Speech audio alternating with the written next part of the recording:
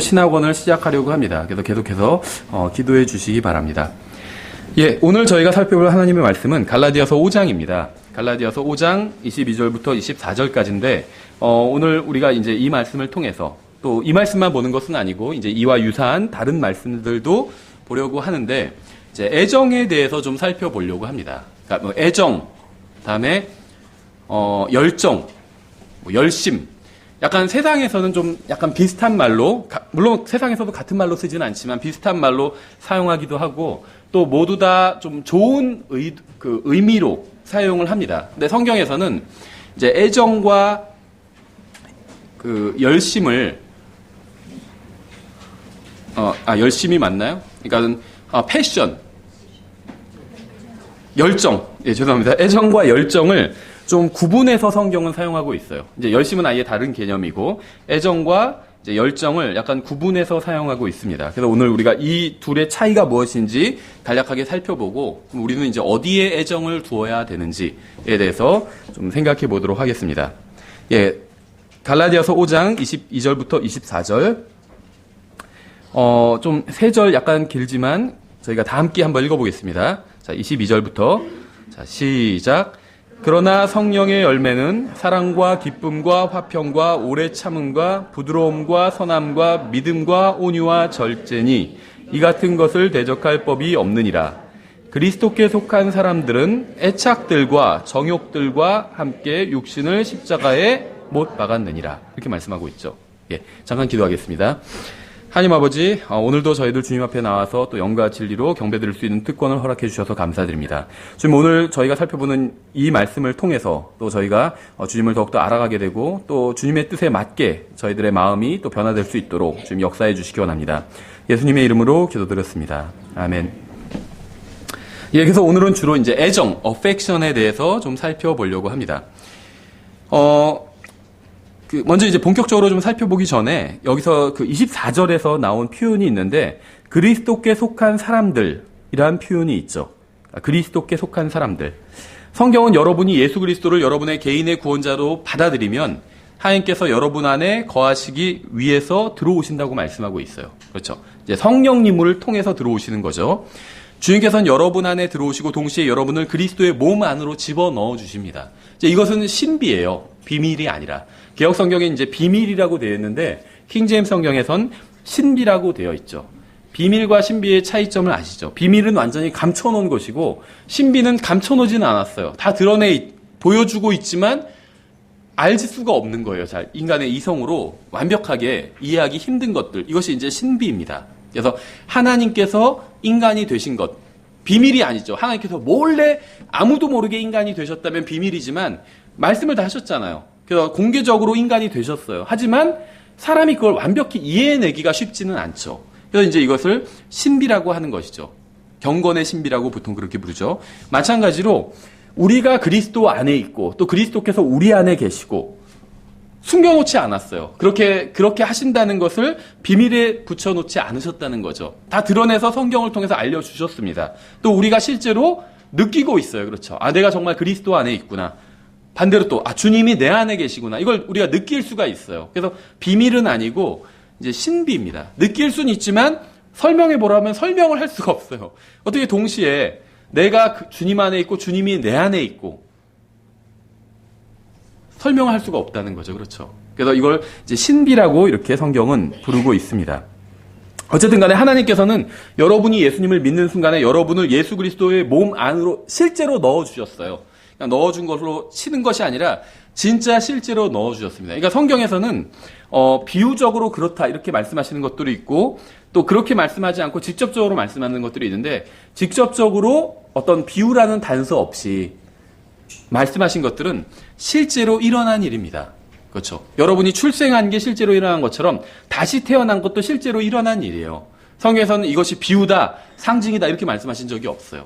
정말로 오히려 반드시 다시 태어나야 한다 이렇게 예수님께서 말씀하셨죠. 그래서 우리가 단지 느끼지 못할 뿐이지 실제로 일어난 일이에요. 그런데 그런 것들이 굉장히 많이 있어요. 그러니까 실제로 일어났지만 내가 전혀 느끼지 못하는 것들이 그런 일들은 굉장히 많습니다. 예를 들면 우리가 사실 몸과 혼과 영, 오늘 이제 오후 성경 공부 시간에 이제 몸, 혼, 영에 대해서 다시 한번 저희가 좀 생각해 보려고 공부해 보려고 하는데요. 몸, 혼, 영에서 우리가 몸에서 일어나는 일을 제일 쉽게 느낄 수 있잖아요. 그렇죠. 영에서 일어나는 일은 좀 둔하기도 하고, 근데 몸에서 일어나는 일이라 할지라도 우리가 즉각 알 수 있는 건 아니라는 거죠. 대표적인 게 어떤 질병 같은 게 걸렸을 때 즉각 내가 병에 걸렸구나 이렇게 알 수 있는 사람은 없다는 거죠. 그렇죠. 대부분 상당히 시간이 지나고 나서, 그래서 암으로 많은 분들이 돌아가시는데 초기에 발견하면은 대부분 또 치료가 많이 되잖아요. 근데 아무런 증상이 없기 때문에 내 몸이 전혀 못 느낀다는 거죠. 그래서 나중에 말기에 발견하고 이제 더 이상 손 쓸 수 없는 그런 상황이 오기도 하는 경우가 종종 있죠. 그래서 우리가 실제로 일어나는 일이지만 느끼지 못하는 것들은 굉장히 많이 있어요. 그러니까 영적으로 태어나는 것도 우리가 느끼지 못합니다. 하지만 실제로 일어난 일이고, 또 우리가 그리스도의 몸 안으로 들어간 것도 마찬가지예요. 실제로 우리는 그리스도의 몸 안으로 들어가 있습니다. 그냥 그렇게 친 것으로 아니라 예수님을 믿으니까 그냥 실제는 아니지만 그냥 들어가 있는 걸로 친다. 이렇게 성경은 말씀하신 적이 없어요. 우리가 그리스도의 몸 안에 있다고 말씀하고 있어요. 근데 우리는 그렇게 느끼지 못할 때가 있잖아요. 근데 성경은 그렇다고 말씀하고 있죠. 근데 성경이 맞다는 거죠. 우리의 감정, 느낌이 잘못된 것이고, 여기서 성경은 우리가 그리스도의 몸 안에 들어가 있는 그리스도의 사람들이라고 부르고 있습니다. 그래서 성경에선 그리스도께 속한 사람이다 이렇게 부르고 있어요. 그러니까 단순히 소유의 개념뿐만이 아니라 실제로 우리가 그리스도의 몸 안으로 들어가 있기 때문에, 그래서 여러분이 알건 모르건 인정하건 인정하지 않건 상관없이 예수 그리스도의 사역의 결과로 인해서 여러분이 구원받게 되면 여러분의 애착들과 정욕들은 십자가에 못 박히게 됩니다. 못 박히게 돼요. 무슨 말이냐면 제가 지금 말씀드린 건 다 여러분이 예수님을 실제로 믿을 때 예수님을 믿는 순간 실제로 일어난 일들이에요. 자동으로. 그러니까 여러분이 예수님을 개인의 자신의 구원자로 받아들이면 자동으로 그리스도 안으로 들어가게 되고, 또 예수님께서 여러분 안에 성령님을 통해 들어오시게 되죠. 근데 그것만 일어나는 것이 아니라 실제로 다른 많은 일들이 실제적으로 일어나게 되는데, 그중 하나가 무엇이냐면 이 애착들과 정욕들과 여러분의 애착들과 정욕들이 십자가에 못 박히게 된다는 겁니다. 하나님께서 그렇게 하셨다는 거예요. 그래서 성경에서도 십자가에 못 박았느니라 과거형으로 말씀하고 있다는 거죠. 우리가 그렇게 생각하지 않고 느끼지 않을 뿐이지 실제로는 여러분의 정욕과 애착들이, 어펙션이 십자가에 못 박혔다고 말씀하고 있어요. 여러분은 그리스도께 속한 사람들인가요? 만약 여러분이 그리스도께 속한 사람들이라면 여러분은 애착들과 정욕들과 함께 육신을 십자가에 못 박았습니다. 못 박았어요. 못 박아야 되는 것이 아니라 못 박았습니다. 여러분의 육신이 십자가 위에 못 박혀 있다는 거예요. 우리가 오후에 좀 더 자세히 살펴보겠지만, 그래서 우리가 육신으로 죄를 지어도 지옥에 가지는 않는 거예요. 왜냐하면 이미 십자가에 못 박혀서, 그리스도와 함께 십자가에 못 박혀서 처벌을 받았기 때문에.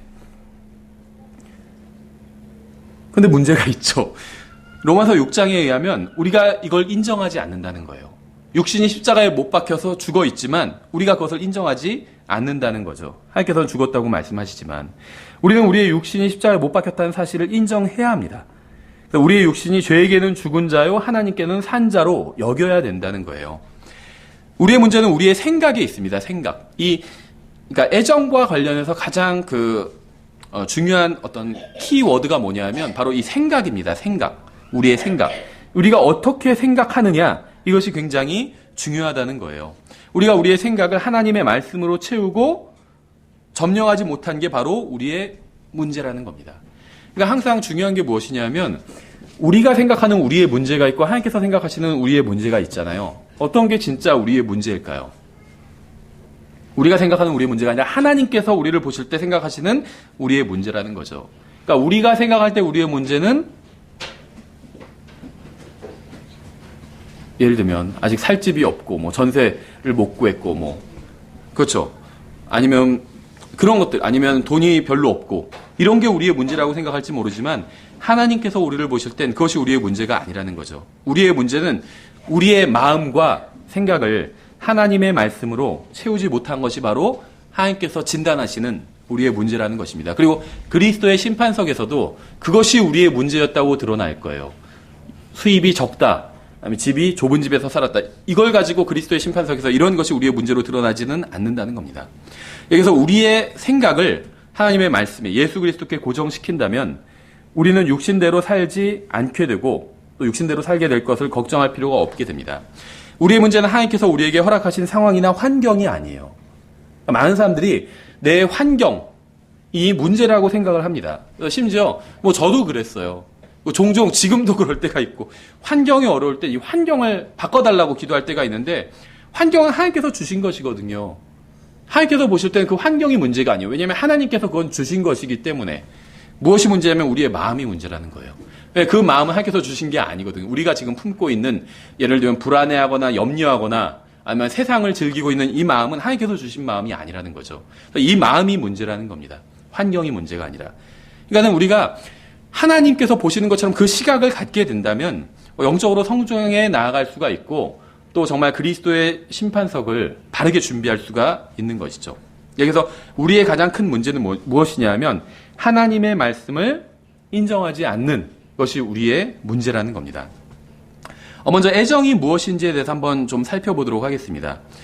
이것이 그냥 일반적인 생각으로는, 그러니까 항상 말씀드리는 거지만 어떤 같은 단어라 할지라도 성경에서 말씀하시는 것과 이 세상에서 사용되는 것이 다를 수가 있어요. 특히 이제 어떤 이 단어마다 이것이 갖는 그런 뭐라고 말해야 될지 모르겠지만 하여튼 플러스 마이너스 이런 게 있습니다. 그러니까 어느 단어가 어떤 성향을 가지고 있는 이런 것이 있어요. 이제 좋은 의미를 가지고 있는 단어가 있고 안 좋은 의미를 가지고 있는 단어들도 있죠. 그런데 이것이 이제 대부분은 세상에서 통용되는 것이 성경에서도 그대로 통용되지만 그렇지 않은 단어들도 성경을 보면 많이 있습니다. 예를 들면 입양이라는 단어, 저는 이게 대표적이라고 생각해요.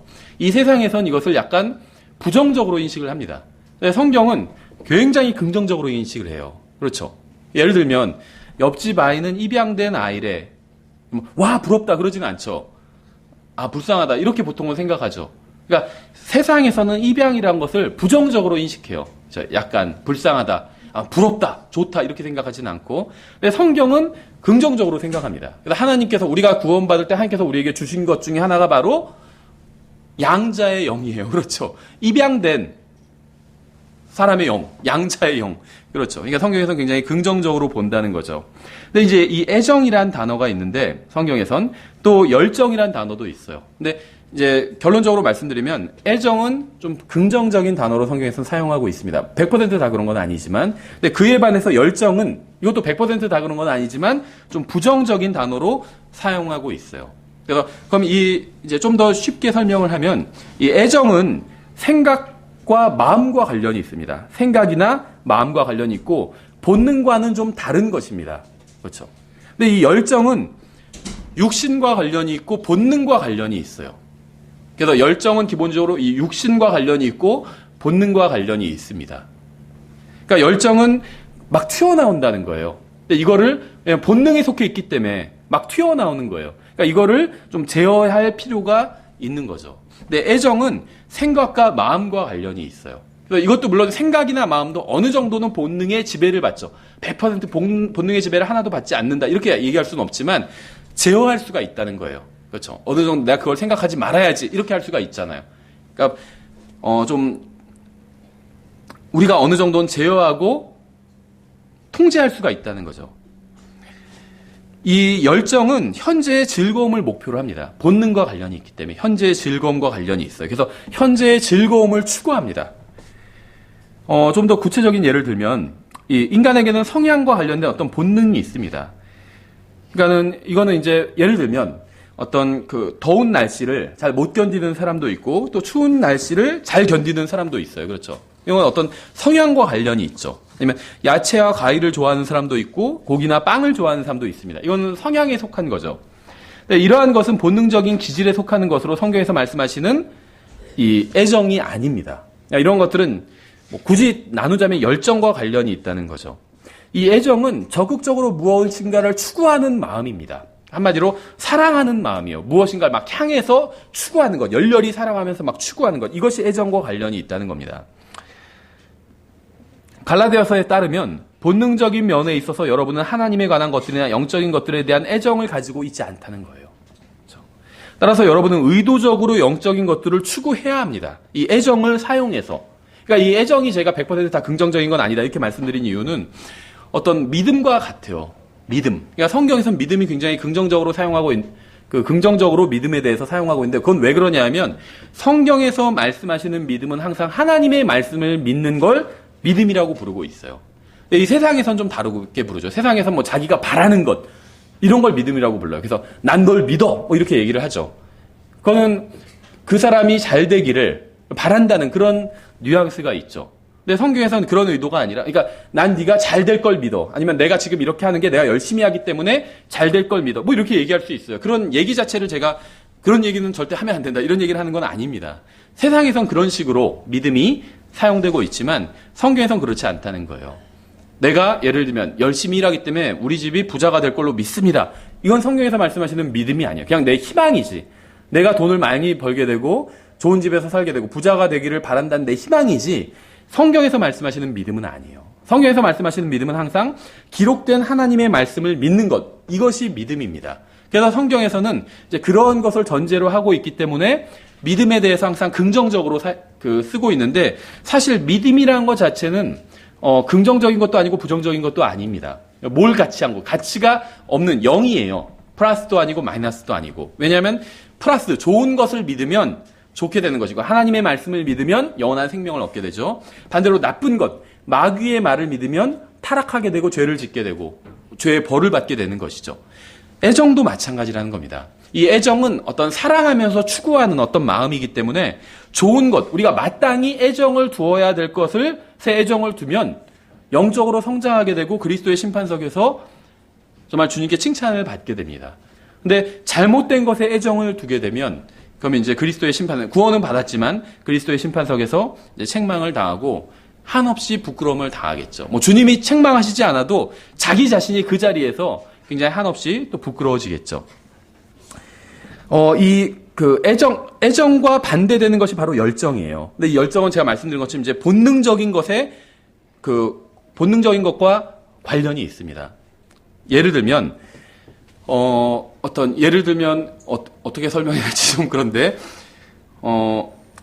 남자들 같은 경우에, 예를 들면, 아주 예쁜 여자가 자극적인 옷을 입고 있다. 그러면, 어떤 마음속에서 무엇인가 막 끌어올라요. 그렇죠? 이제 이게 정욕인데, 이게 열정과 관련이 있어요. 그래서 첫눈에 반해서 막 좋아하게 되고, 이런 것이 열정과 관련이 있습니다. 그래서 이 열정은 현재의 즐거움과 관련이 있어요. 그렇죠? 생각해보세요. 구원받은 그리스도인 형제라고 해서 다 영적으로만 훌륭한 자매를 찾느냐? 꼭 그렇지 않다는 거죠.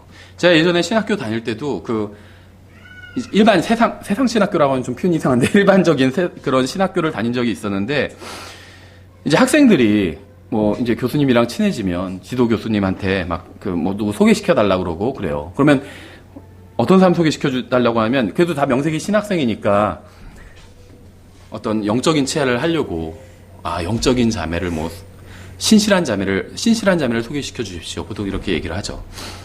그러면은 처음에는 그 교수님이 이제 그 교수님은 심리학과 심리학을 가르치는 여자 교수님이었는데, 그래서 진짜로 신실한 자매를 소개시켜 주면 만나고 나서는 어땠냐고 그러면, 좀 기도를 해보겠습니다. 그런데요. 그러더니 일주일 후엔 하나님의 뜻이 아닌 것 같습니다. 그런데요. 그러면서 너희들 거짓말하지 말라고 나중엔 그러시더라고요. 예쁘고 신실한 자매를 차라리 소개시켜달라고 하지 왜 그렇게 얘기하냐, 이렇게 얘기를 하시더라고요. 근데 그게 어떤 거냐면, 우리가 구원받았기 때문에 나는 정말 주님을 사랑하는 사람과 결혼하고 싶다. 이거는 애정에 속한 겁니다. 한마디로. 그렇죠. 지금의 어떤 즐거움이 아니라 멀리 본 거죠. 내가 정말 주님 안에서 주님께서 보시기에 아름다운 가정을 꾸리고, 또 우리 가정이 정말 주님을 섬기고 다른 사람들을 도와주고 또 도전이 되고, 이런 가정을 만들고 싶다. 그리스도인이라면 막연하게나마 그런 생각을 하잖아요. 그렇죠? 이거는 다 애정에 속한 거예요. 왜 그런 생각을 할까요? 왜 주님 안에서 아름다운, 또 주님을 섬기는 그런 가정을 꾸리고 싶다, 이런 생각을 할까요?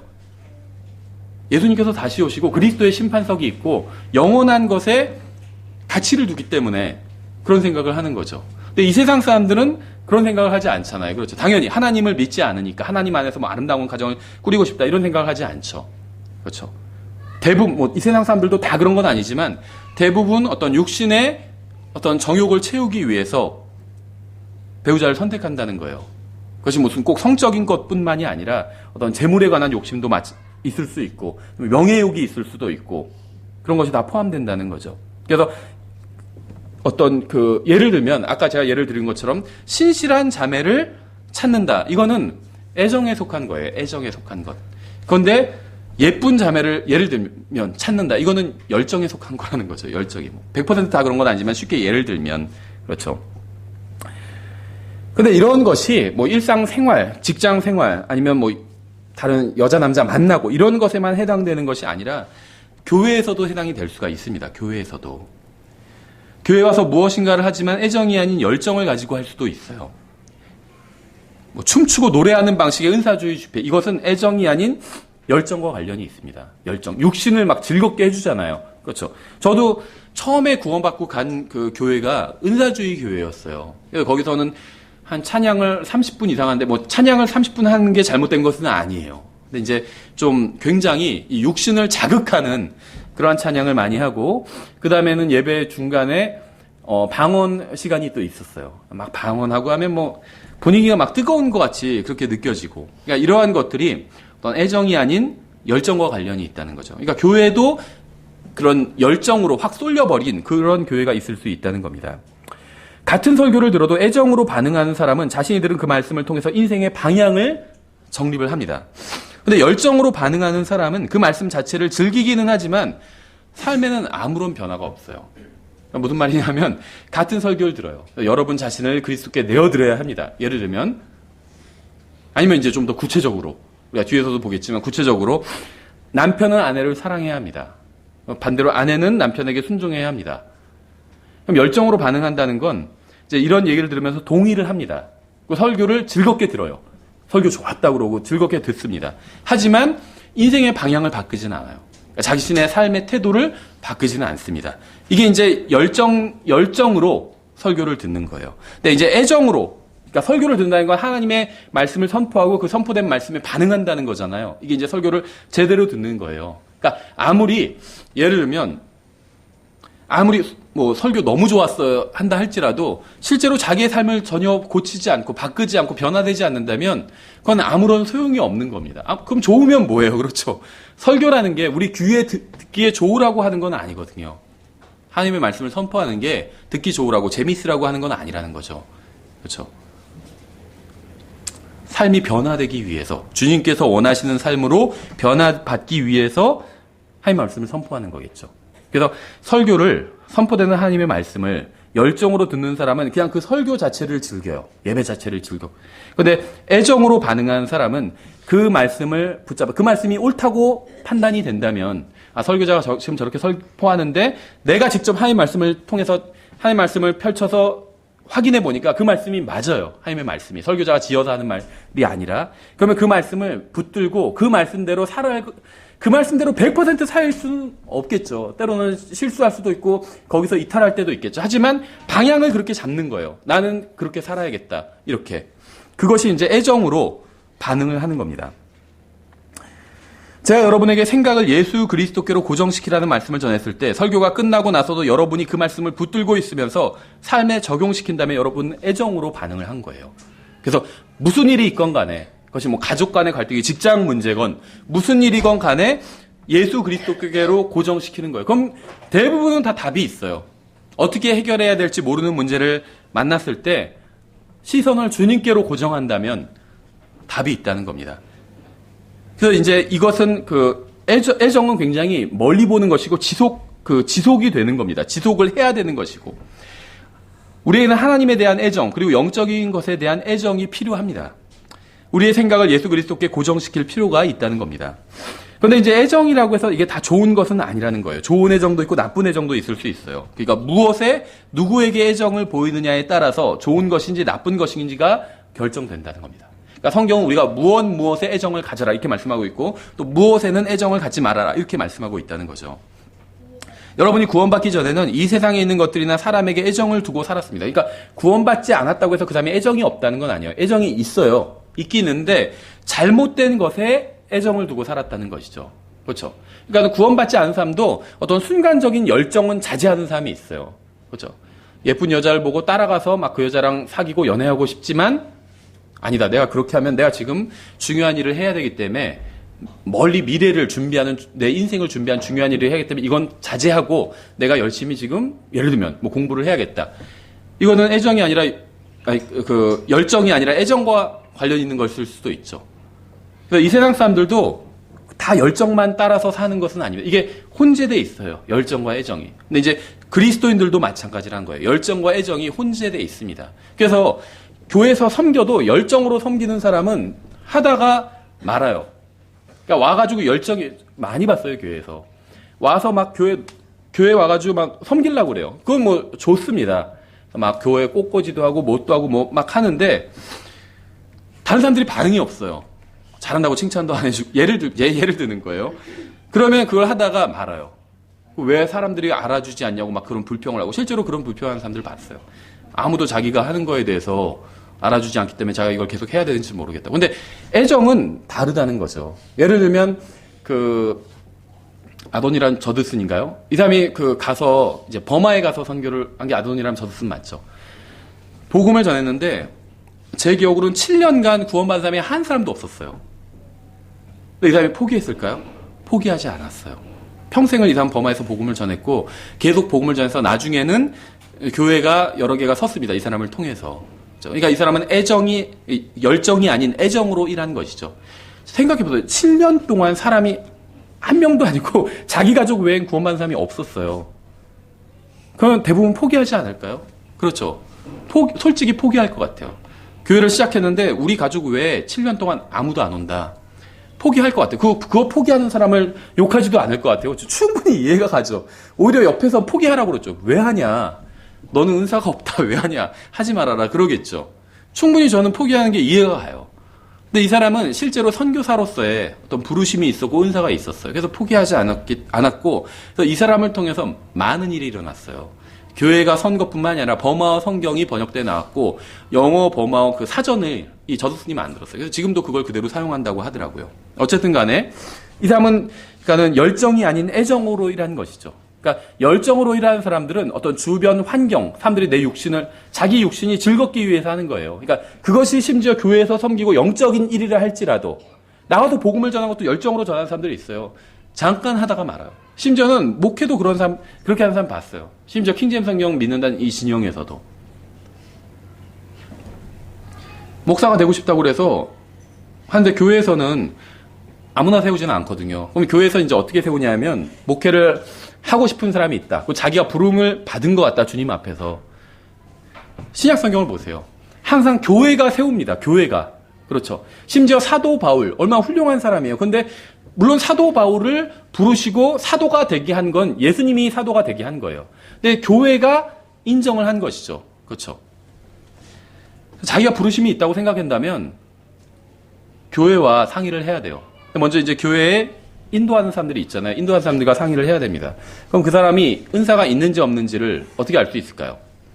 기회를 줘보는 거죠. 하나님 말씀을 전할 수 있는. 하나님 말씀을 전할 수 있는 기회를 줬더니 성도들이 유익함을 얻었어요. 그럼 성도들 안에 성령님께서 계시잖아요.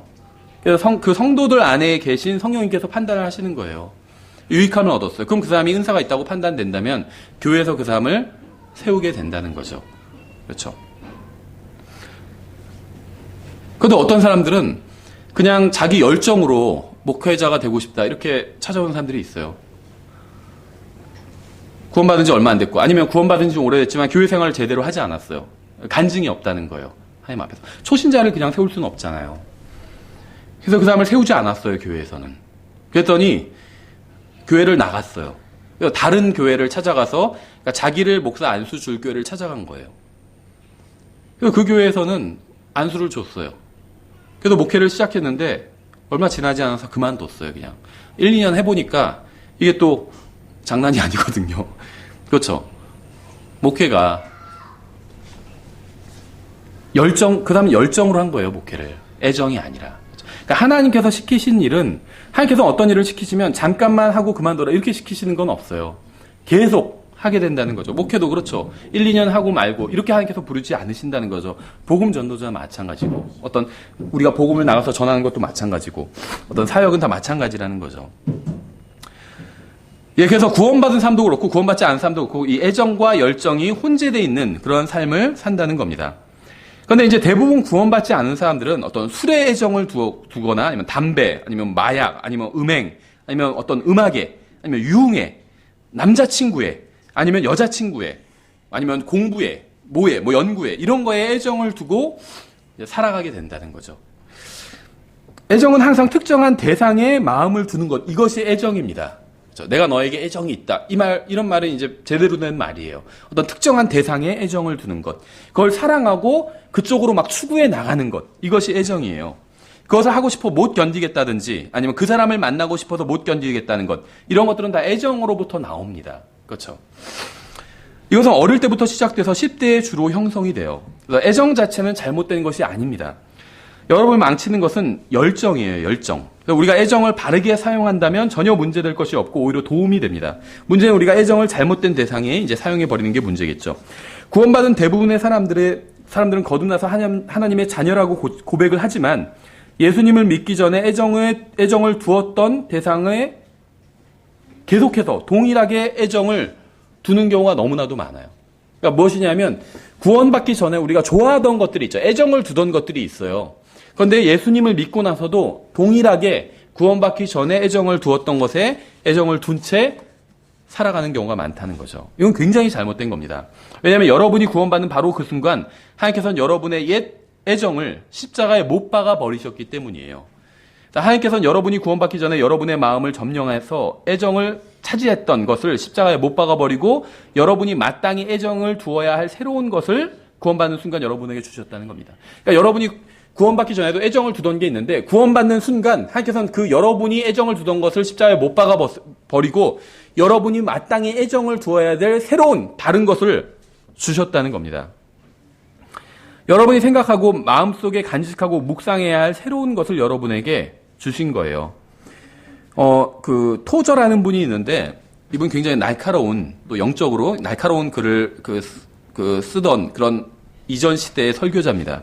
이런 얘기를 했어요. 어떤 사람이 진심으로 추구하는 것은 그가 혼자 자유롭게 있을 때 생각하는 바로 그것이다. 무슨 말이냐면 여러분이 나는 그러면 어디에 애정을 두고 있는가 이걸 어떻게 알 수 있냐면 혼자 자유로운 시간에 찾는 것 거기에 애정을 두고 있는 거예요. 어떤 사람은 자신이 생각하는 그것으로 자신을 채워나갈 것입니다. 여러분은 자신에 대해서 어떤 객관적인 만약에 평가를 원하신다면 교회에 있을 때의 모습을 보고 평가하지 말고 다른 형제 자매들과 함께 있을 때 자신을 보고 평가하지 말고 아무도 없을 때 혼자 있을 때 마음속으로 자유롭게 생각할 수 있을 때 자유가 있을 때 하고 싶은 것을 마음대로 할 수 있을 때가 바로 여러분의 진짜 모습인 거예요. 아무도 모르는 여러분의 마음속을 점령한 것 또 여러분이 마음 깊이 원하는 바로 그것이 여러분의 진짜 모습입니다. 그리고 여러분이 그것에 애정을 두고 있는 거예요. 여러분의 마음속 깊은 곳에 있는 것을 볼 수 있다면 여러분의 진짜 모습, 애정을 두고 있는 무엇에 두고 있는지 그것도 볼 수 있다는 거죠. 그럼 이제 무엇에 애정을 두어야 되는지에 대해서 우리가 4가지를 한번 살펴보겠습니다. 성경에는 구원받고 거듭나고 하나님의 자녀가 되는 우리가 마땅히 애정을 두어야 되는 4가지에 대해서 말씀하고 있어요. 오늘날 우리 주위에 있는 음악, 영상 이런 것들은 대부분 우리의 마음을 점령하기 위해서 만들어진 것입니다. 그렇죠? 우리가 주목하게 하고 그다음에 우리의 마음이 거기에 확 쏠리게 하기 위해서 다시 말하면 우리의 애정을 뺏어가기 위해서 만들어진 것들이에요. 음악이나 영상이나 뭐 다른 것들도 또 많이 있겠지만 우리의 마음은 어디에 초점을 두어야 할까요? 로마서 12장에서 이렇게 말씀하고 있어요. 10절에서 형제의 사랑으로 서로 친절하게 애정을 가지고 서로 먼저 존중하며 이렇게 말씀하고 있어요. 형제 사랑으로 서로 친절하게 애정을 가지고 서로 먼저 존중하며. 그러니까 이 애정이 무엇과 관련이냐면 여러분이 이제 성경을 연구하실 때 어떻게 하셔야 되냐면 많은 방법이 있지만 한 구절에서 예를 들면 어떤 단어가 나오는데 같이 사용한다는 단어들이 있어요. 그것이 그 단어의 의미를 정의를 해줍니다. 대부분. 여기서는 애정이란 말이 있고 그다음에 사랑이란 말이 있죠. 또 친절, 또 존중 이런 말이 있죠. 이거 애정의 특징이에요. 애정의 특징. 다른 다른 구절들도 대부분 이런 식으로 그 단어의 정의가 풀려요. 그래서 어떤 단어를 정의 내릴 때 물론 이제 성경을 성경으로 비교하는 방법도 있지만 그것 외에도 그 한 구절 내에서 그 단어가 어떤 단어와 함께 사용되고 있는지를 보면 그 단어의 정의를 알 수 있다는 거죠. 애정이 사랑이란 단어와 함께 쓰였죠. 사랑과 관련이 굉장히 있어요. 어떤 사랑하고 그걸 추구하는 방향, 마음이기 때문에. 또 친절. 그러니까 사랑하면 어떻게 대해야 되는지가 나와 있죠. 친절한 거예요. 우리가 친절하지 않은 이유는 우리가 사랑하지 않기 때문이에요. 그렇죠. 다음에는 존중. 우리가 존중하지 않는 건 또 사랑하지 않기 때문인 거죠. 사랑하면 존중하고 친절하게 대하게 됩니다. 고린도후서 7장에서 이렇게 말씀하고 있어요. 5절에서 우리가 마케도니아에 이르렀을 때 우리 육체에 안식이 없었으며 우리가 사방에서 고난을 당하여 밖에는 싸움이 있었고 안에는 두려움이 있었노라. 그럼에도 불구하고 낙담한 자들을 위로하시는 하나님께서 디도를 오게 하사 우리를 위로하시되 그를 오게 한 것뿐만 아니라 그가 너희 안에서 위로받을 때 얻은 그 안위로 위로하셨나니 그가 너희의 간절한 소망과 너희의 애곡과 나를 향한 너희의 뜨거운 마음을 우리에게 고하였으므로 내가 더욱 기뻐하였느니라. 이렇게 말씀하고 있고 데살로니가전서 2장에서는 이렇게 말씀하고 있어요. 유모가 자기 아이들을 돌보듯 너희 가운데서 부드러운 자가 되었노라. 우리가 이같이 너희를 다정하게 사모하여 하나님의 마음 복음뿐 아니라 우리 자신의 혼까지도 너희에게 기꺼이 나누어 주고자 함은 너희가 우리에게 소중하였기 때문이라. 한국말로는 잘 특징을 모르겠죠. 근데 영어로는 이 affection이란 말이 다 들어가 있습니다. 그래서 데살로니가전서 2장에서도 사모하여가 affectionately예요. 그러니까 affection이란 이 애정이란 말이 들어가 있어요. 그렇죠. 그러니까 이 애정이란 말이 들어가 있는 그 구절의 특징을 보면, 그러니까 애정의 정의를 볼 수가 있는데 자신의 혼까지도 기꺼이 나누어 주는 것, 또 소중히 여기는 것, 이것이 애정이라는 거죠. 고린도후서에서는 뜨거운 마음으로 사랑하는 것, 이것이 애정이라는 겁니다. 그렇죠. 여러분이 애정을 두어야 하는 것은 바로 그 첫째 대상은 형제 자매들이에요. 형제 자매들, 구원받은 형제 자매들. 여러분은 형제 자매들을 사랑해야 됩니다. 그들에게 애정을 두어야 돼요. 그들을 위해서 그들에게 마음을 줘야 된다는 거예요. 저희 형제 자매들에 대해서 지속적으로 마음속으로 생각하며 애정을 두어야 됩니다. 다른 형제 자매들에 대해서 계속 생각을 해야 된다는 거예요. 사도 바울은 형제 자매들에게 합당한 애정을 두었습니다. 그래서 그는 형제 자매들을 위해서 쉬지 않고 기도하고 하나님께 그들에 대해서 항상 말할 수 있었던 거예요. 여러분의 마음속에 형제 자매들에 대한 애정이 있다면 여러분이 다니는 교회는 훨씬 더 좋은 교회가 될 겁니다. 그렇죠? 여러분은 하나님을 더 기쁘시게 해드릴 것이고 그리스도의 심판석에서 주님께 더 많은 칭찬과 상급을 받게 될 거예요. 그렇죠? 그 최근에 이제 어떤 글을 보니까는 또 뭐 고민 상담하는 그런 그 게시판이었는데 그냥 그 꼭 고민 상담하는 것만이 아니라 그냥 자기 사는 얘기도 이렇게 올라오는 게시판이었어요. 근데 어떤 분이 하는 얘기가 가정이 이제 그 남편이 사업이 잘 될 때 월 수입이 1,000만 원이었대요. 여유가 있었죠. 그래서 무엇을 사고 무엇을 먹고 할 때 생각하지 않았대요. 그냥 이 돈이 얼마인가, 우리 예산이 얼마나, 이 생각을 전혀 안 했대요. 항상 먹고 싶은 게 있으면 항상 가서 먹고 사고 다른 사람들한테도 베풀고 그러면서 살았대요. 그러다가 이제 월 수입이 줄어든 거예요. 500만 원으로. 그러니까 약간은 생각을 하게 됐대요. 그래도 먹고 싶은 건 다 먹었대요. 그렇지만 생각은 했대요. 아, 지금 얼마를 쓰니까 이번 달 예산이 얼마가 있고 이렇게 생각은 하지만 그래도 먹고 싶은 건 다 먹었대요. 근데 이제 200만 원으로 줄었더래요. 그 가족, 4인 가정인데. 그러니까 이제는 먹고 싶은 걸 다 먹지는 못하게 됐대요. 그러면서 이제 그 계산을 한번 해보고 먹어야 될까 말아야 될까 계산을 하고 먹을 때도 있고 안 먹을 때도 있고, 야, 이번 달엔 너무 예산 초과다. 먹지 말자. 그래서 안 먹을 때도 있고. 근데 그렇게 얘기하면서 어떤 얘기를 하냐면, 그런데 그러면서 더 가족들에 대해서 많이 생각을 하게 됐다는 거예요. 자기 가족들. 그래서 더 가족들 관계는 훨씬 더 좋아졌다고 이야기를 하더라고요. 그렇죠? 그런 생각을 해봤어요. 생각해보세요. 넓고 좋은 집에, 저희 집도 아버지가 예전에 사업을 하셔서 좋은 집에서 살았던 적도 있고, 아주 안 좋은 곳, 집이 아닌 곳에서 살았던 적도 있어요. 진짜로 집이 아닌 곳에서 살았던 적도 있어요. 남들은 집으로 사용하지 않는 곳에서 살았던 적도 있어요. 그런데 그렇다고 해서 가족에 대한 마음은 변하지는 않는다는 거죠. 그렇죠? 왜냐하면 물론 집도 중요하죠. 집이 중요하지 않다는 건 아닙니다. 집도 중요합니다. 하지만 지금 같이 사는 사람들이 더 중요한 거죠. 그 가족들 자체가 항상 더 우선순위가 에 둔다는 거죠. 그러니까 교회도 마찬가지예요. 크고 좋은 교회들이 있습니다. 그런 교회들이 다 잘못됐다는 게 아니에요. 크고 좋은 교회에서 하나님 말씀 바르게 가르치고 한다면 훨씬 더 좋은 일이겠죠. 근데 우리가 교회에 대해서 어떤 애정을 갖는 이유는 단순히 교회가 크고 좋기 때문이 아니라 내가 정말 사랑하는 형제 자매들이 있다면 애정을 가질 수 있게 된다는 거죠. 그렇죠? 왜 어떤 사람은 교회를 떠날까요? 그러니까 뭐 교회를 떠나는 사람은 다 잘못됐다 이렇게 얘기하는 건 아니에요. 이유가 있겠죠. 이유가 있을 겁니다. 뭐 저는 교회를 떠나도 뭐 저주하거나 욕하거나 이러지 않아요. 어떤 분들은 막 그런 분들도 있더라고요. 떠나려고 하는 어떤 교회로 떠나려고 한다고 하니까 막 그 교회 목사 뭐 예를 들면 뭐라고 하고. 근데 많이 그러거든요. 독립침례 교회에서도. 저 같아도 그럴 유혹을 느껴요. 왜냐면 어떤 사람이 자기는 우리 교회를 떠나서 다른 교회로 가겠다 했는데 저도 그 교회의 목사님을 잘 알고 있고 단점도 많이 알고 있어요. 근데 제가 단점을 얘기한다면 지금 그 교회로 가려고 하는데 거기 뭐 저보다 더해요 그 목사님은 이렇게 얘기하고 싶지만 그렇게 하면 그 사람이 그 교회에 가서 신앙생활을 잘 할 수가 없잖아요. 하나님 말씀을 들을 수가 없고 그렇죠. 제가 얘기한 그 사람의 어떤 그 단점들이 생각날 거고 그런 얘기를 하지 않는다는 거죠. 그 목사님 훌륭한 분이니까 가서 신앙생활 잘 하시라고 실제로 이렇게 얘기를 했어요.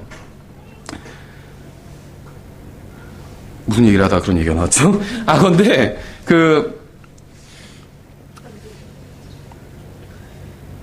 우리가 형제 자매들에게 애정이 있다면 교회에서 무엇인가 좀 부족해도 떠나지 않는다는 거. 생각해 보세요. 집이 내가 살고 있는 집이 부족하다고 해서 내가 집 가출하지는 않잖아요. 그렇죠? 뭐 그런 경우도 있겠지만 대부분은 그러지 않죠. 왜냐하면 집이 좀 부족해도 내가 내 가족을 사랑하니까 가출하지 않는 거예요. 그렇죠? 다른 집에 가서 살라고 해도 아무리 좋은 집이라 할지라도 내 가족과 함께 하지 않는다면 내가 거기서 살고 싶지 않은 거죠. 마찬가지예요. 교회도 마찬가지예요. 다른 좋은 교회들이 많이 있지만 우리 교회에 있는 형제 자매들을 사랑하기 때문에 이 교회가 나에게 의미가 있다는 거죠. 교회를 떠날 때도 마찬가지예요. 대부분 교회를 떠나는 사람들이 교회가 잘못해서 떠나는 경우들도 있죠. 다 떠나면 무조건 잘못됐다 이런 얘기를 하는 건 절대 아닙니다. 다만 그 교회에 있는 형제 자매들에 대해서 애정이 없기 때문에 떠나는 거예요. 대부분의 경우는. 그렇지 않나요? 그렇죠. 애정이 교회를 하나로 묶어주는 데 있어서는 중요하다는 거죠. 정말 안타까운 사실이 무엇인지 아세요? 우리의 생각과 마음이 형제 자매들로 가득 차 있는 것이 아니라 잘못되어 있는 것들, 좀 심하게 말하면 쓰레기 같은 것들로 가득 차 있다는 겁니다. 제가 왜 쓰레기라고 표현을 하냐면 하늘나라에 가면, 우리의 궁극적인 집에 가면 필요가 없는 것들이에요. 우리가 지금 우리의 마음속에 가득 차 있는 것들이 대부분은 하늘나라에 가면 생각하지 않을 것들, 버릴 것들입니다. 그렇죠?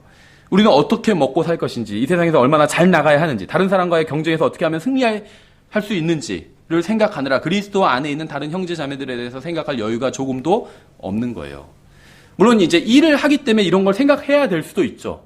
회사 다니면 경쟁사에 대해서 어떻게 하면 이길 수 있는지 이런 걸 생각해야 돼요. 그걸 생각하지 말라는 게 아닙니다. 근데 그건 회사 내에서만 생각하면 돼요. 그 다음엔 다른 형제 자매들에 대해서도 조금이라도 생각을 해야 된다는 거죠.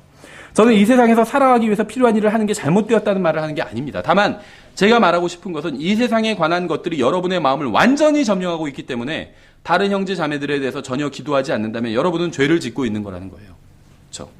왜냐하면 여러분은 형제 자매들에게 애정을 두어야 하는데 여러분의 마음속에 있는 이 세상에 관한 것들이 그것을 막고 있기 때문에 어떤 사람들은 이 세상의 어떤 정치적인 문제로 마음을 가득 채우기도 합니다. 이란, 이라크, 아프가니스탄, IS, 시리아에서 전쟁, 그런 것들, 북핵 문제, 이런 것들, 아니면 누가 대통령이 될지, 여당, 야당, 누가 정권을 잡을지, 좌파가 잡을 것인지, 아니면 우파가 잡을 것인지, 이런 문제로 마음이 가득 채워요. 그래서 만나면 그런 얘기만 하고, 인터넷 온라인상에 보면, SNS 보면은, 페이스북 같은데 그런 얘기만 잔뜩 올려요. 왜 그런 얘기만 잔뜩 올릴까요? 마음속에 그게 가득하기 때문이에요. 그래서 무슨 대통령 욕만 하는 사람도 있고, 반대로 야당 지도자 욕만 하는 사람도 있고, 대통령 찬양하는 사람도 있고, 그렇죠. 저는 그리스도인은 이런 주제에 대해서 생각하거나 말하면 안 된다는 얘기를 하는 게 아닙니다. 저도 이런 관련된 뉴스 있으면 가끔 볼 때가 있어요.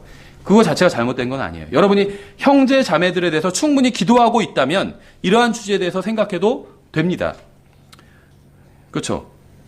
여러분이 형제 자매들에 대해서 합당한 애정을 주어야 해요. 여러분이 형제 자매들에게 합당한 애정을 주고 그들을 위해서 기도하고 여러분이 받은 영적 은사를 가지고 그들을 섬긴다면 나머지 시간에 이 세상에서의 문제들을 생각해도 그것은 전혀 죄가 아니라는 겁니다.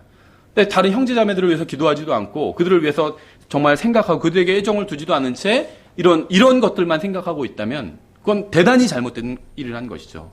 이 세상에는 온갖 종류의 어떤 간교한 죄로 가득합니다. 이 세상은. 그래서 여러분이 성경 구절을 들어서 이것이 죄라고 단정 지을 수 없는 모습으로 위장을 한 죄들이 많다는 거예요. 그러니까 분명한 죄들도 있어요. 음행, 뭐 아니면 간음, 도둑질, 이건 분명한 죄죠. 이건 누구나 다 알아요. 세상 사람들도 다 압니다. 음행이 세상에서 뭐 처벌받지는 않겠지만 저 사람은 음행을 하는 사람이래. 와, 훌륭하다. 이렇게 생각하지는 않는다는 거죠. 다 잘못됐다는 건 알아요. 그러니까 이 죄라는 것이 분명한 죄도 있고 위장된 죄들도 있습니다. 위장된 죄들. 죄로 보이지 않지만 죄인 그런 죄들도 있다는 거예요.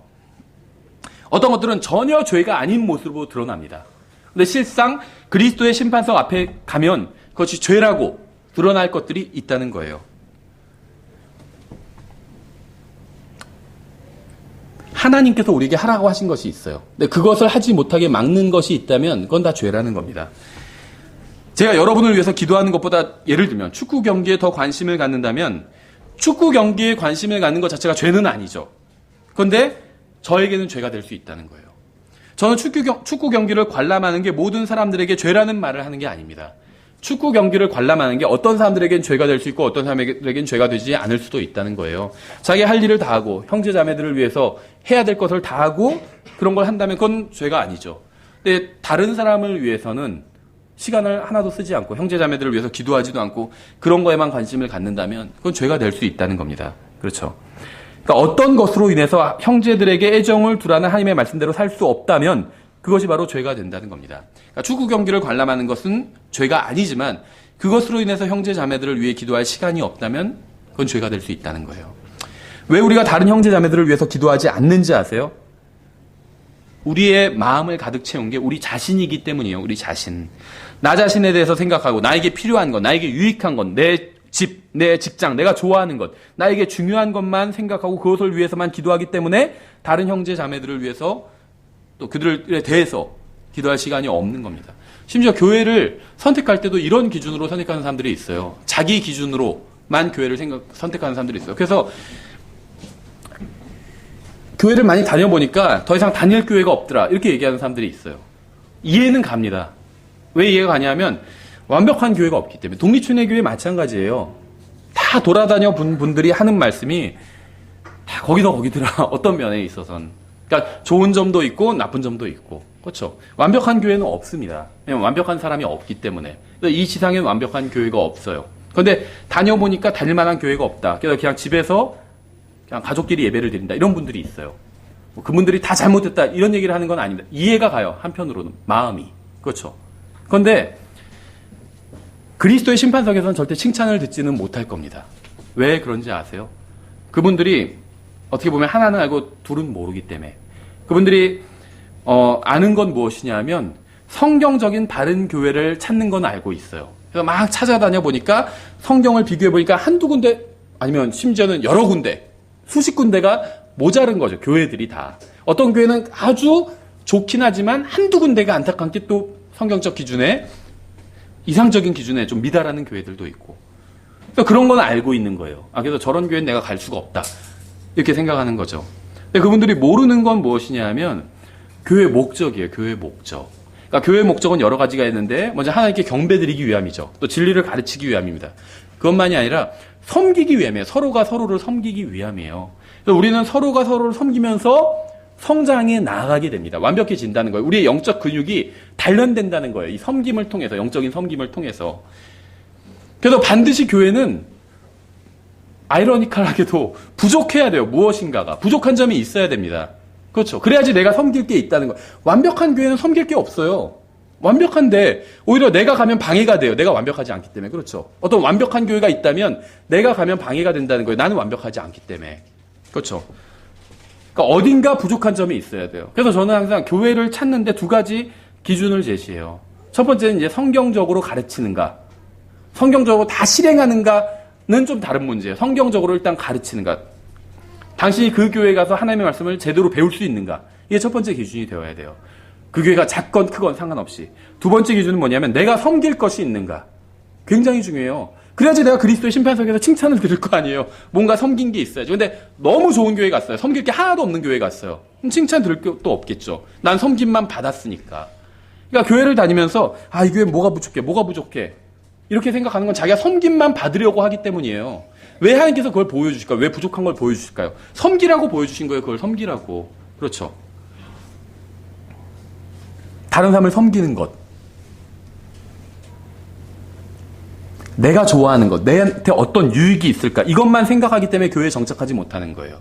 여기는 나한테 뭘 잘못해주고, 뭐가 부족하고, 이렇게 생각하기 때문에. 근데 그 부족한 걸 보고, 이걸 내가 섬겨야겠다, 이렇게 생각한다면, 오히려 무엇인가 부족한 교회가 더 반갑게 그렇게 보일 수도 있겠죠. 나에게 중요한 것만 생각하고 그것을 위해서만 기도하기 때문에 다른 형제 자매들에 대해서 기도할 시간이 없는 겁니다. 저는 집이나 직장이나 직업을 위해서 기도하는 게 죄라고 말하는 것은 아닙니다. 자기 자신을 위해서 기도하는 게 죄라고 말하는 게 아니에요. 축구 경기를 보는 게 죄라고 말하는 게 아닙니다. 다른 형제 자매들에 대해서는 하나도 기도하지 않고 자기 자신을 위해서만 기도한다면 그건 죄인 거예요. 다른 형제 자매들을 위해서는 하나도 기도하지 않고 축구 경기를 본다면 그건 죄라는 겁니다. 그렇죠. 이러한 것들로 인해서 합당한 애정을 주어야 할 형제 자매들에게 애정을 주지 못한다면 그것이 바로 죄라는 겁니다. 그렇죠. 두 번째 우리가 애정을 주어야 될 대상은 남편과 아내입니다. 디모데후서 3장에서는 이렇게 말씀하고 있어요. 1절에서 또한 이것을 알라. 즉 마지막 날들에 위험한 때가 이르리라. 사람들이 자기를 사랑하며 애정을 자기한테 준다는 거죠. 탐욕을 부리며 자랑하며 교만하며 신성 모독하며 부모에게 불순종하며 감사하지 아니하며 거룩하지 아니하며 본성에 애정이 없으며 협정을 어기며 거짓 고소하며 절제하지 못하며 사나우며 선한 자들을 멸시하며. 여기서 이제 본성에 애정이 없으며 이런 표현이 있죠. 본성에 애정이 없다. 로마서 1장에서도 이 본성의 애정에 대해서 말씀하고 있습니다. 본성의 애정대로 써야 될 걸 바르게 쓰지 못하고 있다. 그래서 그런 자들에게 하나님께서 심판하신다. 이렇게 말씀하고 있는데 여기서 말하고 있는 이 본성의 애정이라는 것은 무엇이냐면 남자는 여자와 함께 짝을 이루고 여자는 남자와 함께 짝을 이루려는 것. 이것이 본성에 속한 애정이라는 겁니다. 성경은 이것을 이제 본성의 애정 이런 식으로 부르고 있어요. 이것만이 본성의 애정은 아니지만 본성의 애정은 이런 것과 비슷하다는 거죠. 성경은 마지막 때의 특징으로 사람들에게 본성의 애정이 없는 것을 꼽고 있습니다. 이건 뭐 부모님을 사랑하지 않는다 이런 것이 아니라 애정을 두지 말아야 될 것. 남자가 남자에게 성적으로 애정을 두는 것. 이것이 본성의 애정을 거역하는 거예요. 남자는 여자에게 애정을 둬야 된다는 거죠. 일반적으로. 여자는 남자에게 둬야 되고. 근데 동성연애 하면 이런 것이 본성의 애정이 없는 것입니다. 이건 본성의 애정이 없는 거예요. 그렇죠. 이거는 사실은 어떤 그리스 사람들이 어떤 새로운 것만 찾았다고 하는 거나 마찬가지예요. 굉장히 꼭 그런 건 아니지만 저는 이제 제가 그냥 성경적으로 봤을 때, 그러니까 성경에서 이렇게 말씀하고 있다 이런 근거를 댈 수는 없지만 이제 성경적으로 나름대로 한번 제가 판단을 해본 것은 어떤 것이냐면 동성연애에 대해서 생각해 보면 일단은 그 많은 의사들이 동성연애는 타고난 것은 아니라고 얘기하거든요. 근데 이제 타고난 것이라 할지라도 그것은 성경에 의하면 분명히 죄죠. 성경에선 죄성을 타고나기 때문에. 그러니까 저는 어느 정도 타고난 것일 수도 있다고 생각해요. 다만 동성연애 자체를 타고난 것이 아니라 죄성을 타고났다는 거죠. 그래서 그 죄성이 변질돼서, 그러니까 그 죄성 때문에 합당한 것에 애정을 두지 못하고 남자가 여자에게, 여자는 남자에게 합당하게 애정을 둬야 되는데 남자가 남자에게 애정을 두게 되는데 그 과정 중에 어떤 과정이 있냐면 성적 타락이 있다는 거죠. 성적 타락. 성적으로 순수한 사람이 동성연애자는 없습니다. 그런 사람은 없어요. 성적으로 타락해서 계속 새로운 자극을 찾다 보니까 동성연애까지 가게 된 거예요. 그렇죠? 성적으로 순결하고 이런 사람은 동성연애자가 없어요. 타락하다 보니까 타락하면 무뎌지게 됩니다. 그러니까 계속 새로운 자극을 찾게 되다 보니까 동성연애까지 가게 되는 거예요. 그렇죠? 동성연애뿐만 아니라 유럽에서는 뭐 짐승과도 그렇게 하는 관계를 갖는 그런 경우들도 굉장히 많이 있어요. 실질적으로. 어쨌든지 간에. 그러니까 본성의 애정이 문제가 생긴 거죠. 그러니까 구원받은 모든 형제들은 자기 자매에게 애정을 두어야 됩니다. 구원받은 모든 자매들은 자기의 형제에게, 남편에게 애정을 둬야 돼요. 그러니까 가장 애정을 둬야 되는 대상이 사실은 남편은 아내에게, 아내는 남편이라는 겁니다. 예수님을 제외하고는 이 둘 사이엔 아무도 들어올 수가 없어요. 이 둘 사이엔. 그렇죠? 그러니까 가장 첫 번째 돼야 되는 관계가 남편과 아내의 관계라는 거예요. 이 둘 사이에 들어올 수 있는 유일한 분은 예수님이에요. 예수님 외엔 이 두 관계에 아무도 들어올 수가 없어요. 부모님이나 자녀도 들어올 수가 없어요. 그렇죠? 그러니까 이 한국에서는 보통 우린 어머니들이 항상 1순위가 자녀잖아요. 2순위가 남편이고 막 이런 경우가 많아요. 그거는 다 잘못된 거예요. 1순위가 항상 남편이 돼야 되고 아내가 돼야 됩니다. 그리고 2순위가 자녀가 돼야 돼요. 그렇죠? 예를 들면 자녀 교육을 위해서 남편 직장과 먼 데에 가서 살 수밖에 없다. 그럼 남편 직장을 포기하든지 아니면 남편이 멀리 다니든지 아니면 기러기 아빠가 되든지 아니면은 자녀가 가까운 데 학교를 다니든지 이렇게 됐을 때 많은 부모들이 자녀 학교 선택하는 부모들도 많이 있거든요. 세상에서는. 기러기 아빠. 그래서 그런 게 나오는 거잖아요. 성경적 원칙은 그렇지 않다는 거예요. 남편을 먼저 선택해야 된다는 거예요. 자녀는 2순위예요. 부모님도 그 다음 순위고. 그렇죠? 남편과 아내가 서로에게 애정을 둬야 된다는 겁니다. 그래야지 가정이 하나님 앞에서 바르게 설 수가 있어요. 왜냐하면 남편과 아내가 왜 그럴 수밖에 없냐면 둘이 한 몸이기 때문에 먼저 자기의 몸이 바르게 서야 돼요. 그리고 나서 도와줘야 됩니다. 누굴 도와줘요? 자녀를 도와주고 또 부모님을 도와주고 이럴 수 있죠. 근데 1순위는 남편과 아내라는 거예요. 그렇죠? 본인이 먼저 서는 것. 이것이 굉장히 중요하다는 거죠. 그래서 남편은 아내를 돌보고 생각하고 보호하고 기도해 줘야 된다는 거예요. 아내의 한마디로 이익과 다른 사람의 이익이 상반되면 다른 사람이 부모님이나 자녀라고 할지라도 아내의 이익을 먼저 챙겨야 된다는 거예요. 다만 아내와 남편 사이에 낄 수 있는 유일한 분이 있다고 그랬죠. 하나님. 아내의 이익과 하나님의 이익이, 그럼 하나님의 이익을 챙겨야 되겠죠. 남편도 마찬가지예요. 물론 이건 뭐 교회 나온다 안 나온다 이런 것과는 차원이 다른 문제입니다. 우리가 나중에 이제 남편과 아내에 대해서 예를 들면 공부할 때 더 자세히 보겠지만 어쨌든지 간에 남편은 아내를 1순위로 두고 애정을 줘야 됩니다. 남편도 아내도 남편을 1순위로 두고 남편에게 애정을 두어야 됩니다. 자매도 자신의 남편에게 합당한 애정을 보여야 되죠. 남편에게 합당한 애정을 보인다는 것은 하나님의 말씀대로 대한다는 거예요. 그러니까 합당한 애정을 보인다는 건 하나님의 말씀대로 한다는 겁니다. 하나님께서 자매들에게 남편에게 순종하라고 말씀하셨으면 순종하는 거예요. 자기 눈에는 옳게 보이지 않아도 그냥 남편에게 순종하는 겁니다. 그게 순종이에요. 옳은 것만 순종한다. 그건 순종이 아니에요. 불순종이지. 옳지 않은 것도 순종한다. 이게 순종이에요. 그렇죠? 남편에게 순종하지 않고 자기 마음대로 한다고 하고자 하는 것. 이건 하나님 보실 때 엄청난 문제라는 거죠. 남편이 뭐라고 하든 상관없이 자기가 원하는 대로 하겠다는 자매들이 있습니다. 제정신이 아닌 거예요. 왜 제가 이렇게까지 얘기하냐면 하나님의 말씀을 무시하는 것이기 때문에 하나님의 말씀을 무시하는 건 누가 무엇을 하건 간에 그건 다 제정신이 아닌 거예요. 남편에게 순종하라고 했으면 그건 순종해야 돼요. 아내를 사랑하라고 했으면 사랑해야 됩니다. 그대로 하지 않으면 그건 제정신이 아닌 것이에요. 자기 마음대로 사는 여자를 이 세상에서 어떻게 볼지 몰라도 하나님 앞에서는 가장 비참한 사람으로 드러나게 됩니다. 왜냐하면 하나님께서 여자를 그렇게 살라고 만들지 않으셨기 때문에. 그래서 요즘 세상에 이런 말을 하면 아마 사람들은 저를 보고 미쳤다고 하겠죠. 근데 그 결과는 하나님의 그리스도의 심판석에서 다 드러나게 되겠죠. 그래서 아내는 남편에게 합당한 애정을 두고 또 남편은 아내에게 합당한 애정을 둬야 됩니다. 아내를 1순위로 생각해야 된다는 거예요. 그렇죠? 자식이나 부모님보다. 왜 저도 이제 아까 말씀드린 것처럼 막 고민 상담하는 그런 게시판에 보면 상담 내용이 달리는데 대부분 성경적인 내용과는 다른 내용들이 달려요. 근데 또 어떤 경우에서는 성경적인 내용과 같은 내용들이 달리는 경우들도 있어요. 그러니까 남자가 결혼하면 효자가 된다, 뭐 이런 얘기가 있더라고요. 근데 자기가 효도를 하지 않고 부인을 통해서 효도하려고 한다 그러더라고요. 그래서 뭐 효도는 셀프다, 막 이렇게 그게 거기에서 어떤 법칙처럼 금원처럼 그런 데서 막 적용이 되더라고요. 일단 맞는 그 구석이 있죠. 그러니까 남자는 결혼하기 전에는 부모님을 최우선으로 둬야 되겠죠. 근데 결혼하고 나면 아내를 최우선으로 둬야 돼요. 아내도 마찬가지고. 그렇죠. 뭐 결혼한 사람뿐만 아니라 결혼하지 않은 사람들도 마찬가지 경우가 있겠죠. 남자는 여자에게 애정을 두고 여자는 남자에게 애정을 둬야 됩니다. 이것이 이제 정상적인 성경에서 말씀하시는 애정이고 본성의 애정을 어겼다는 것은 한마디로 동성연애를 한다라는 겁니다. 그래서 우리가 애정을 둬야 될 첫 번째 대상은 형제 자매들이죠. 두 번째 대상은 남자 여자입니다. 그러니까 자기 남편, 자기 아내에게 애정을 둬야 된다는 거죠. 이게 성경에서 애정을 두라고 말씀하시는 경우들이에요. 세 번째는 하나님의 집에 애정을 둬야 된다고 이렇게 말씀하고 있어요. 디모데전서 3장에서는 집사 감독의 자격에 대해서 말씀하고 있습니다. 교회 인도자들이 어떻게 하면 교회를 감독하고 인도해야 하는지 이제 지침을 주고 있는데 또 교회에서 어떻게 처신해야 되는지 말씀하고 있는데 3장 14절에 이런 표현이 나와요. 내가 곧 내게 가기를 바라면서 이것들을 내게 쓰노라. 그러나 내가 오랫동안 지체하면 내가 하나님의 집에서 어떻게 처신해야 할지 내게 알게 하려 하노니 이 집은 살아계신 하나님의 교회요 진리의 기둥과 터니라.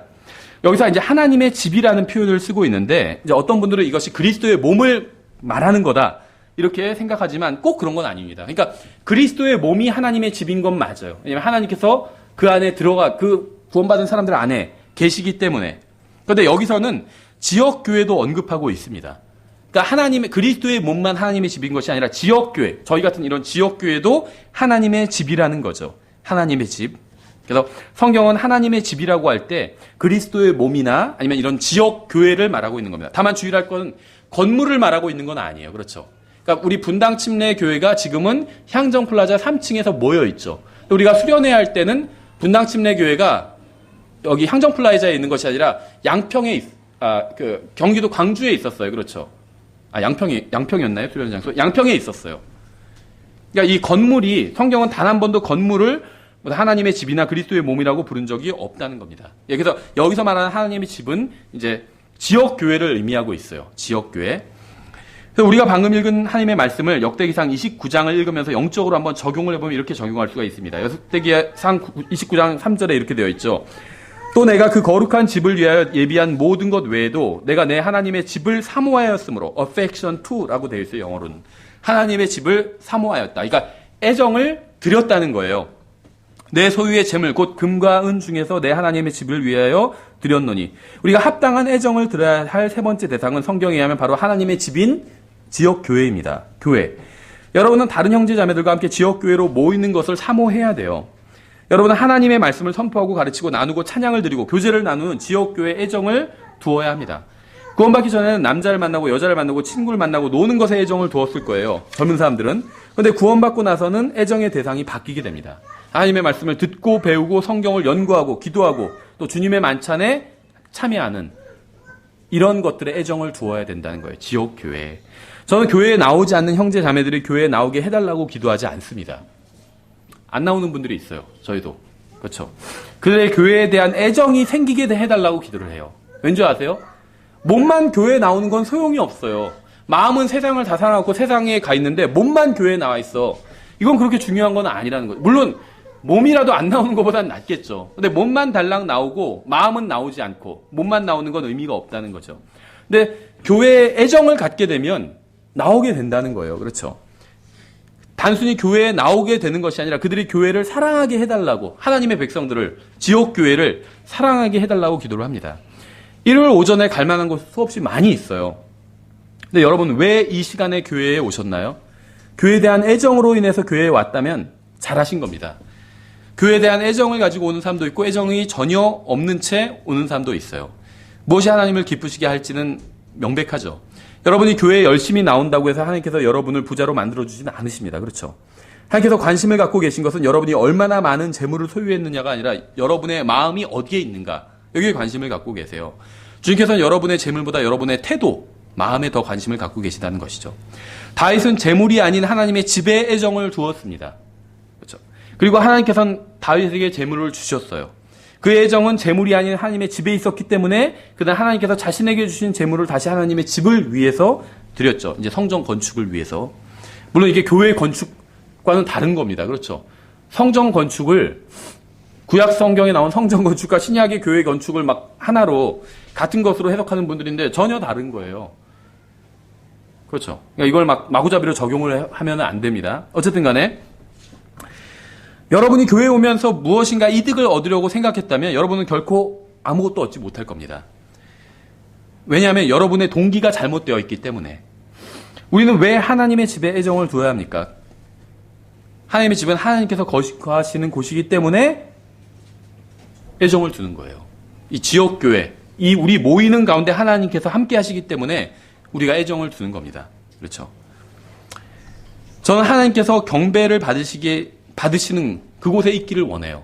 우리 가운데 계신 거잖아요. 우리가 경배를 드리기 때문에. 그래서 우리는 하나님의 집인 교회에, 지역교회에 애정을 두어야 된다는 겁니다.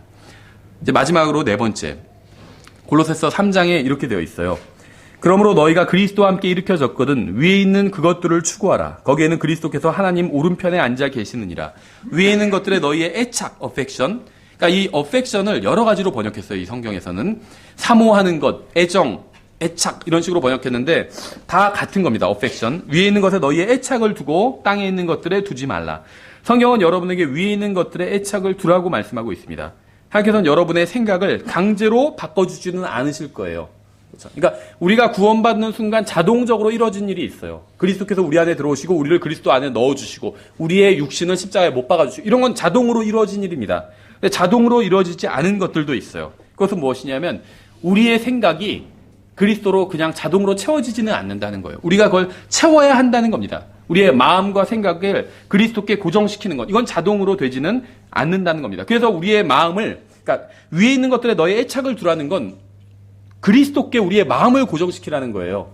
그건 자동으로 이루어지는 일이 아니기 때문에. 강제로 여러분이 바른 생각을 하도록 그렇게 하지는 않으신다는 겁니다. 강제로 여러분이 바른 것을 원하도록 하지도 않으신다는 거예요. 다만 여러분이 어디에 애정을 둬야 하는지 말씀하시고 여러분을 그렇게 인도해 주실 겁니다. 여러분이 어딘가에 위에 있는 것, 예수 그리스도께로 애정을 두면 하나님께서 인도를 해 주실 거라는 거예요. 그 다음은. 하나님께서는 두라고 명령하고 있어요. 여러분의 마음과 생각을. 이것은 여러분이 해야 하는 일입니다. 그렇죠. 제가 책을 책상 위에 둘 수도 있고 가방에 넣을 수도 있고 장롱 속에 둘 수도 있죠. 이것과 마찬가지예요. 마음을 제가 교회, 형제 자매들의 아내에게 둘 수도 있고 다른 데에 둘 수도 있어요. 그렇죠. 책을 어디에 두느냐, 이건 전적으로 저에게 달려있죠. 하나님께서는 여러분의 생각과 애정, 마음을 예수 그리스도께로 두라고 말씀하고 있습니다.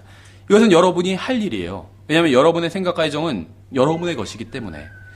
우리는 무엇에 우리의 애정을 둬야 하는지 살펴봤습니다. 저는 여러분 한 사람 한 사람이 구원받았는지 아닌지는 사실을 정확히는 몰라요. 근데 확실히 말할 수 있는 것은 여러분이 이러한 것 중 하나에라도 애정을 두지 않는다면 여러분은 그 부분에 있어서는 마귀만큼이나 세상적인 것입니다. 여러분이 구원받았다 할지라도 이런 것에 애정을 두지 않는다면 여러분은 그리스도의 심판석에서 아무것도 받을 게 없을 거예요. 지금 여러분이 이런 것에 애정을 두지 않으면 구원받지 못했다 이런 얘기가 아닙니다. 구원은 너무나도 쉽게 받아요. 그렇죠. 예수님을 내 구원자로 받아들이면 구원받을 수가 있습니다. 하지만 하나님께서 애정을 두라고 하신 것에 애정을 두고 마음을 쏟지 않는다면 그리스도의 심판석에서는 아무것도 받을 게 없게 된다는 겁니다. 사람들의 문제가 무엇인지 아세요? 교회가 바르기를 원합니다. 그렇죠. 저 교회는 뭐가 잘못됐기 때문에 안 간다는 거예요. 또 목사도 바르기를 원합니다. 또 교리도 바른 교리만 가르치기를 원해요. 자신은 바르게 되고자 하는 마음이 없어요. 별로. 그렇죠. 교회 비판하는 사람들 많이 봤어요. 대부분 그분들이 비판하는 게 대부분 맞아요. 대부분 맞아요. 교회 떠난 분들이 비판을 하는데 뭐 적어도 50% 이상은 맞아요. 어떤 분은 뭐 90%가 맞는 분도 있고 어떤 분 100% 그 비판이 다 맞는 경우도 있습니다. 제가 안타까운 건 본인이 바르게 서고자 하는 마음은 없다는 거예요. 교회가 좀 바르게 되기를 원하고 목사도 바르게 되기를 원하지만 자기가 바르게 되기를 원하지는 않는다는 겁니다. 여러분 지난 한 주 동안 얼마나 이 세상의 것들을 생각하셨나요? 파묻혀 있었죠. 우리는 이 세상에서. 여러분 지난 한 주 동안 얼마나 예수님에 대해서 생각하셨나요? 여러분의 애정은 어디에 있었나요? 교회, 형제 자매들 생각하셨나요? 여러분이 간절히 원하는 것은 무엇이었나요? 그것이 그리스도의 심판석에서도 영원히 같이 있는 것을 여러분이 간절히 원하셨나요? 오늘 우리는 우리가 무엇에 애정을 두어야 하는지, 즉 무엇을 사랑해야 하는지 살펴봤습니다. 여러분은 형제 자매들을 사랑해야 되고 애정을 두어야 되고 남편과 아내에게 애정을 두어야 되고 하나님 집 지역 교회에 애정을 두어야 합니다. 그리고 위에 계신 분 예수 그리스도께 애정을 두어야 됩니다. 이런 것에 애정을 여러분이 둔다면 그리고 그러한 원칙하에 살아간다면 형제 자매들, 그렇죠? 남편과 아내, 그 다음에 지역교회, 그 다음에 예수 그리스도 이러한 것들에 대해서 내가 가치를 부여하고 목표로 삼고 살아간다면 그리스도의 심판석 앞에서 부끄럽지 않게 설 수 있게 될 것입니다. 우리가 이 세상에서의 어떤 순례의 길을 마칠 날도 멀진 않았어요. 그렇죠. 우리가 하늘나라에 올라가면 얼마나 행복한 사람이었고 또 얼마나 축복받은 사람이었는지 온전히 알게 될 거예요. 지금 어떤 상황에 처했다 할지라도 그게 그렇게 본질적인 건 아니었구나. 그렇죠. 저는 뭐 이 세상에서의 어려움이 아무것도 아니다 이런 얘기를 하는 건 아무것도 아닌 건 아니죠. 어려움은 어려움이에요. 근데 그게 영원히 나에게 영향을 끼치고 나를 영원히 힘들게 하고 영원히 나를 구속할 그런 문제는 아니었다는 거예요. 일시적인 문제였다는 거예요. 지금은 아마 모를 수도 있을 거예요. 구원받은 분들 중에도 이 세상에서 겪는 어려움 때문에, 그렇죠. 질병, 가정적인 어려움, 경제적인 어려움 이런 것 때문에 모르는 분들이 있어요. 근데 하늘나라에 가보면 나는 정말 축복받은 사람이었구나. 내가 그렇게 염려할 건 없었구나. 이 사실을 온전히 깨닫게 될 거예요. 그래서 마땅히 두어야 할 것들에 여러분의 애정을 두어서 여러분이 하나님을 기쁘시게 해드리는 주님의 자녀들이 되기를 원합니다. 네, 잠깐 기도하고 찬송 드리고 마치겠습니다. 기도하겠습니다. 하나님 아버지, 주님께서 저희들에게 주신 또 말씀으로 인해서 감사드립니다. 주님, 저희들이 정말 주님께서 말씀하신 대로 형제 자매들과 또 남편과 아내, 또 지역교회, 또 우리 주 예수 그리스도께 애정을 두어야 되는데 저희들이 그렇게 하지 못하고 산 적이 너무나도 많이 있습니다. 주님께서는 저희들을 정말 지옥과 또 정죄로부터 구원해 주셨습니다. 지금 저희들 자신에게로부터도 구원해 주시기 원합니다. 그래서 저희가 저희 자신만 생각하며 사는 것이 아니라 정말 예수 그리스도를 생각하고 또 주님께서 저희 마음속에 채우기를 원하시는 그것을 저희 마음과 생각에 가득 채우고 살 수 있도록 지금 저희들을 인도해 주시고 도와주시기 원합니다. 감사드리며 예수님의 이름으로 기도드렸습니다. 아멘. 예, 다 같이 일어나셔서 찬송가 81장 주님께 찬양 부르겠습니다. 81장.